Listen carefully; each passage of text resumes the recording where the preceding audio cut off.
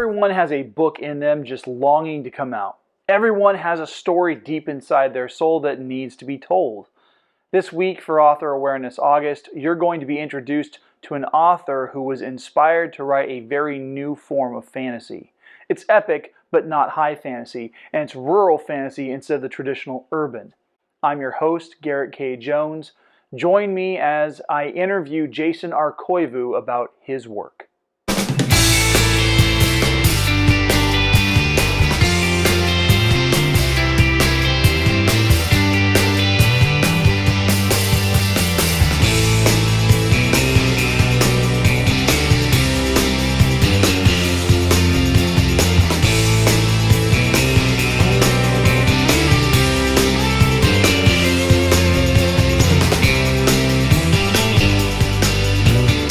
Happy Saturday and welcome to my channel. If you're new, glad to have you. If you're a returning viewer, we're glad to have you back. You can become a channel supporter through Patreon and the merch store. Both are going to be found down in the video description. And of course, I'll be talking more about those options towards the end of the video. If you're interested in the fastest, the easiest, and the most inflation-free way to support what we do here, you can become a subscriber. Make sure to click the subscribe button and click the bell for notifications on new videos whenever they get released. We are now 2 episodes into Author Awareness August, and I'm excited to see how this marathon does. Last week's episode with Trish and Poppy was a real winner, and I'm pretty sure a lot of people got something wonderful and inspiring from that interview. Now, if you didn't get a chance to watch last week's video, I have it tagged right up here, and it will be linked at the end of this video. And speaking of 2 weeks, while the 27th of August is going to be the last episode for Season 4 and for Author Awareness August, it is also going to be the date of my 4th live stream for my library lecture series.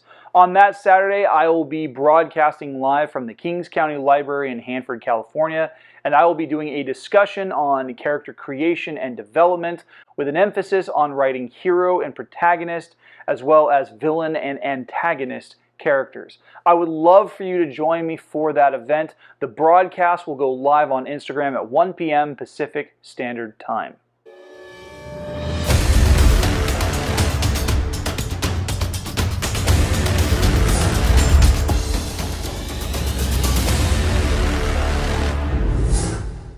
So I met this week's interviewee at the same author meet and greet where I met Trish and Poppy from last week's episode.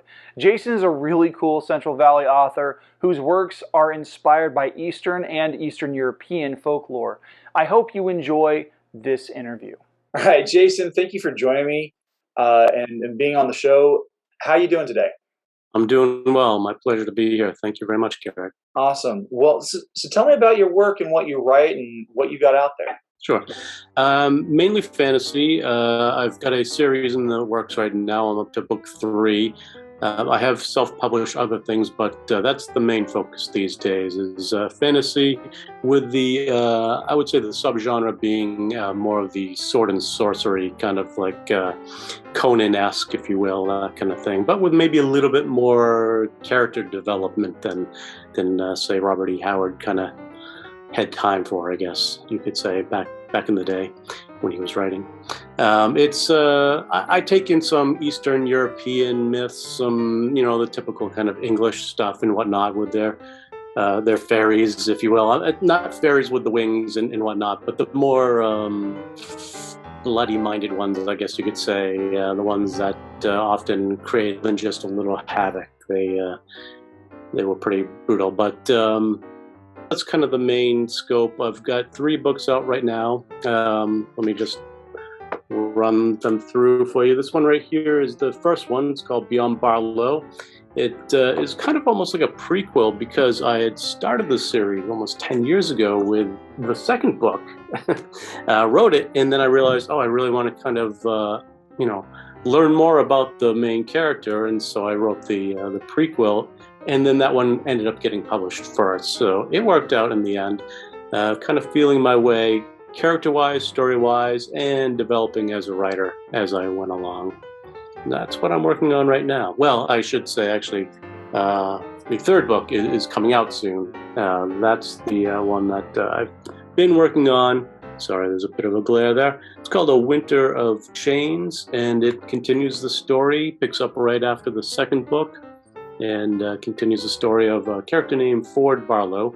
The series is called Beyond Barlow, and he's the main character. So you follow him throughout, and he's a bit of an everyman, kind of a commoner. It has a bit of a Game of Thrones feel to it, except that it sticks mostly with the commoners, more of the everyday people, and their trials and tribulations, with some monsters thrown in. That sounds really cool. It almost has kind of like almost like a medieval urban fantasy type vibe to it. Yeah, there's it kind of switches back and forth. The first one has more of a rural, in the country kind of feel. I would probably say it's probably most like Robin Hood-esque. There's a band of thieves and whatnot, and they're mostly in kind of maybe like a Scotlandish, maybe Ireland combined setting, and then the second book goes into the more urban setting. It's almost entirely in a city, and I would say it's medieval. Yeah, definitely kind of has that European medieval feel. And then the third book is kind of more of an epic journey, if you will, through a variety of locales around the better portion of a continent's worth of space. And there's a sea spanning the area as well, so they kind of go on a ship on a voyage, and then a long journey to eventually the salvation of the characters in the end. So how did you get into writing? Was this something that you've always wanted to do, or is this like a recent career change for you? No, it's I don't know if it's something I always wanted to do, but it was pretty early on that I wanted to work something in the creative field. Music was an early thing, and then writing came along approximately at the same time. I think what grabbed me about writing was I'm a bit of an introvert, and so the idea of getting on stage and strapping on a guitar with lights on me was a little bit daunting. But taking blank pages and writing on them in my room alone, that seemed a little bit more manageable for my temperament. So I think early on it was the books by folks like Tolkien and whatnot who kind of really drew to it. I believe it was in the late 70s when I saw the cartoon versions of, I think it was The Return of the King. There was a cartoon version on TV. It was like 5 or 6 years old. And I just saw that and I was mesmerized by it and learned more about it. And by the time I was a teenager, I was writing my own, essentially I was ripping off The Hobbit. I was just trying to write a book, and I look back on it now, I'm like, oh my God, that was so derivative. I was essentially copying the whole damn thing. And I know I'm not the only one. It's such a huge inspiration. No, you're in good company, man. Yeah. So, but I would say that's what drew me into writing was just it worked for me and the inspirations that were around me at the time. Also, things like Dungeons and Dragons was a huge thing in the late 70s, early 80s, and that kind of played with the Lord of the Rings, and so the whole world just kind of revolved around me, and writing just kind of felt natural. Writing fantasy felt quite natural. Are there other inspirations that you have? Like, do you draw from live action film? Is music? Are there any natural environments that inspire you to like recreate what you're seeing out in nature? Well, yeah, I mean, specific to that, I grew up in the country, you could say. It was Massachusetts, so, everything's small, and Boston was only 45 minutes away, but I was still in the sticks, and so I literally would be out wandering in the woods, and I just loved nature. My dad was a hunter and sportsman and that vein, and so he would take me out there into, hikes in the woods and whatnot, and I mean, I enjoyed the hunting to an extent. It was really just to be out there in nature that I really enjoyed. Another inspiration I would say is also music, because like I said before, I was really into it as a kid, and some of the stuff that I was listening to as a teen, like Led Zeppelin and whatnot, evoke fantasy in general. It became very easy to, just put on I suppose it was a cassette back then, and listen to them while I was writing fantasy, and just kind of really evoke the whole feeling of the experience. And I would say music is an inspiration. I kind of find myself sometimes writing chapters or passages anyway, with a song in mind, and it kind of is the soundtrack to that scene or setting or whatever, the character moving through a setting. So what has been the hardest part or the biggest challenge in the creation of what you've been working on? Well, the research takes a long time. I probably spent, I don't know, nearly 10 years researching what went into this third book here. It's a lot about, how back in the day, England used to transport its prisoners, its criminals to Australia. So I had to research penal colonies like Australia and whatnot. And there's part of it where the main character and his companions are sold into slavery. So I did some research into that. That was really dark and difficult to do, and to do in a way that doesn't really focus such a strong light on those very dark subjects, because that can be a real drag. It is what it was, but you go to fantasy to get away from some of the darker elements of real life. I found anyway, the fantasy readers especially. So although that is the background, I try to use the research and more just kind of give it all a grounding, rather than to just shove it down your throat. Part of what goes into my books is some solid research, and I do find that to be difficult, but necessary. Absolutely. So we're coming up on the last question. Okay. If you could give any advice for other would-be authors out there, what would you say to them? Usually when asked, I say read and write. I know it sounds really basic, but that is just your tools. You read to learn what's been done before, and for ideas. I mean, you don't want to rip anybody off, but reading evokes so many ideas in my own writing. I often will read detective fiction, which has very little seemingly to do with fantasy, but they're very sharp with the plotting and the details, and when they lay out certain information that the reader takes in, that I find it great, because I'm not really very good with plot, or I haven't been, and I'm getting better.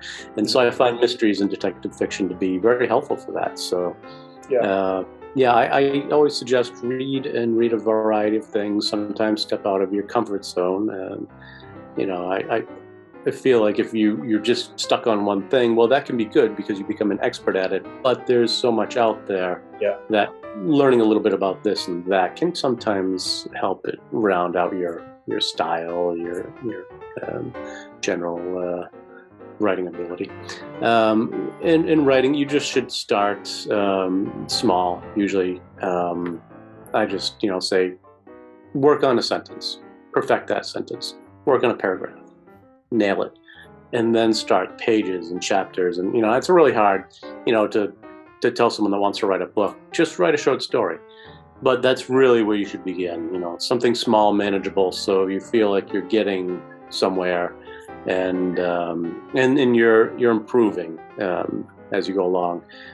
Writing a 200-page novel and then realizing, I really don't know how to manage this part of it, that part of it, and you're in the middle of got this colossal work that you don't want to throw away because it's your baby. You worked so long on it, but maybe if you had spent a little more time, learning how to develop character through dialogue or some element like that earlier on, then the whole white whale of novel wouldn't seem like such a sorry, my cat is shh, buddy, hey. You're an author with a cat. Yeah, it's a big surprise. Would be a prerequisite for being an author. I even went to the. You're familiar with Goodreads? Yes, I am. I went there and they gave out these mugs. And anyway, I don't know if you can read that, but it says books, cats, life is good. So yeah, I think it just kind of goes with readers and writers that we just have to have a cat. It's almost like a familiar. If you're familiar. Yeah. Oh yeah. I have a familiar, but he's 5 and he's a child.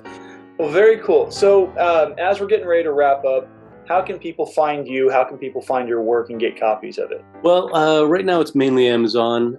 You can just pop in my name there. I'll hold it up close to the. Let's go with another book that's a little less thin. There you go. So name. I hold it up right there because that's a really kind of odd last name. That's a Finnish one, and everyone gets it wrong. So anyway, you pop in Jason R. Koivu into Amazon, and obviously Facebook, and I'm also on Instagram. The usual social media things. That's the best way to find me right now. Jason, thank you very much for being on the show. I really appreciate having you come on and do the interview. Thank you so much for asking me. I really appreciate this. It's been a lot of fun. If you're interested in connecting with Jason through his social media, or if you're interested in collecting a copy of his work, those links can be found down in the video description. Hey, thanks for watching. Please make sure to hit like and subscribe, and if you'd like to support this channel, you can do so on Patreon through one of 3 affordable support plans. Patrons get access to behind-the-scenes videos, longer interview segments, and so much more. You can also buy sweet merch from my store on Teespring, which you can then turn around and rep on Instagram and Twitter by tagging me at GKJ_publishing and using the hashtag 5kingdomsmerch. Or you can sign up for the free poster giveaway. All links are going to be found down in the video description, and of course I will announce a winner when I hit 200 YouTube subscribers. Make sure to tune in next week for the 3rd interview of the 2022 Author Awareness August Marathon featuring memoirist Ruby Carlson.